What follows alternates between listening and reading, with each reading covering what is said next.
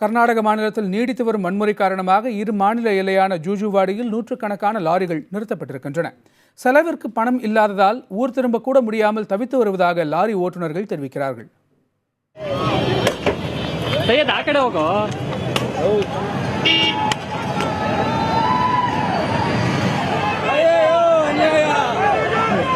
காவிரியில் தண்ணீர் திறக்க எதிர்ப்பு தெரிவித்து கர்நாடகாவில் தமிழர்களுக்கு எதிரான வன்முறை தீயாக எரிகிறது. தமிழக பதிவன் கொண்ட லாரிகள் தீ வைத்து எரிக்கப்படுவதும் அடித்து நொறுக்கப்படுவதும் அன்றாட காட்சிகளாக மாறியிருப்பதால் எல்லை பகுதியான ஜூஜுவாடியில் நூற்றுக்கணக்கான தமிழக லாரிகள் நிறுத்தி வைக்கப்பட்டுள்ளன. அவங்க பொருள் சேஃப்டிக்காக எங்களை உள்ள கூப்பிட்டு இறக்கிட்டு எங்களுக்கு பாதுகாப்பு கொடுக்கல. ஷட்டர் லாக் பண்ணிட்டு நீங்க வண்டி அடிக்கிறியா அப்படின்னு நான் அடிக்கட்டுமா, நான் மகனே தமிழ்நாடு காடி ஓகலே அப்படின்னு சொல்றான். தமிழ் பேசுனா தமிழ் எங்க தமிழ் ஹோட்டலில் சாப்பாடு கொடுல சார். நேற்று மதியம் தமிழ் நன் மகனே தமிழ்நாடா ஓகோ இப்படி சொல்றான். இப்போ எங்க தம்பி இன்னும் வந்து சேரல. கர்நாடகாவிலிருந்து வெளியே வரவே முடியாம தான் நேற்றுல இருந்து குறைஞ்சபட்சம் 24 மணி நேரம் ஆகுது. சாப்பிட்டே 24 மணி நேரம் ஆகுது. அங்க போனா அந்த போலீஸ்காரன் சொல்ற உன்னால முடிஞ்சா தப்பிச்சுக்குன்னு சொல்றான். இங்க வந்தா நீ வெளியே போயிட்டே இருன்னு சொல்றான் இந்த போலீஸ்காரன். எந்த போலீஸ்கார்ட்டையும் நம்ம எதுவும் கேள்வி கேட்க முடியல.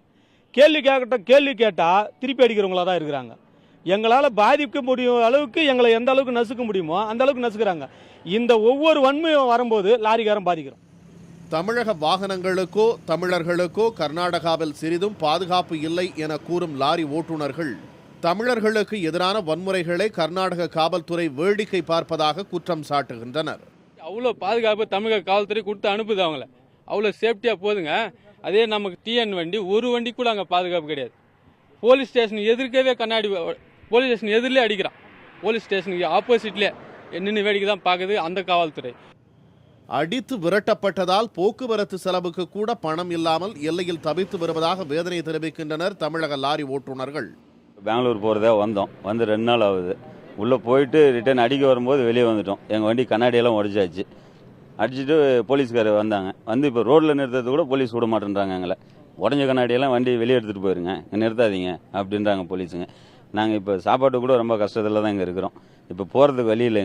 எங்களுக்கு பணம் அமௌண்ட் வந்தால் தான் நாங்கள் போக முடியும். அவ்வளோ சூழ்நிலை இருக்கும். நாங்கள் ரோட்டில் வண்டி நிறுத்தினா உடஞ்ச கண்ணாடி இங்கே நிறுத்தாதீங்க, உடஞ்ச வண்டிங்கெல்லாம் வெளியே எடுத்துகிட்டு போங்கன்றாங்க போலீஸ்காரே சொல்கிறாங்க. அப்படி ரெகுலர் சர்வீஸ் வண்டி இதெல்லாம் தினமும் அங்கிருந்து பணம் கொடுப்பாங்க, தினமும் இங்கிருந்து பணம் கொடுப்பாங்க. நாங்கள் இப்போ அங்கிருந்து வர வேண்டிய பணத்தை நாங்கள் செலவு பண்ணிட்டோம். இங்கிருந்து போனோம்னா எங்களுக்கு 1500 டோல்கேட் தேவைப்படுது. ஒரு சென்னைக்கு போனோம்னா ஒரு 3000 ரூபாய் டீசல் தேவைப்படுது. எம்டி வண்டி போனோம்னா 4500 தேவைப்படுது. இப்போ நாங்கள் காலியாக போனால் கூட 4500 வேணும். அந்த 4500 எங்களுக்கு யார் கொடுக்குறது? கர்நாடகாவில் கடந்த 9ஆம் தேதி நடத்தப்பட்ட முழு அடைப்பின் காரணமாக லாரி போக்குவரத்து முடங்கியதில் சுமார் 800 கோடி ரூபாய் அளவிற்கு இழப்பு ஏற்பட்டது. வன்முறையாளர்களின் தாக்குதலில் தமிழகத்தைச் சேர்ந்த 50க்கும் மேற்பட்ட லாரிகள் சேதமடைந்தன. இழப்பிலிருந்து மீண்டு வந்து வாழ்க்கையை தொடங்குவது எப்படி என்ற தமிழக லாரி ஓட்டுநர்கள் மற்றும் உரிமையாளர்களின் கேள்விக்கு இனி வரும் நாட்கள்தான் பதில் சொல்ல வேண்டும். இதே சூழ்நிலை தொடர்ந்து நீடித்தால் தங்களது வருவாய் இழந்து வாழ்வாதாரமே பாதிக்கும் என்ற வேதனையில் உள்ளனர் லாரி ஓட்டுநர்கள்.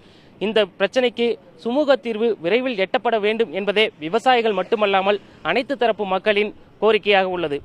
புதிய தலைமுறைக்காக ஜூஜுவாடி பகுதியிலிருந்து ஒளிப்பதிவாளர் சதீஷுடன் மோகன்ராஜ்.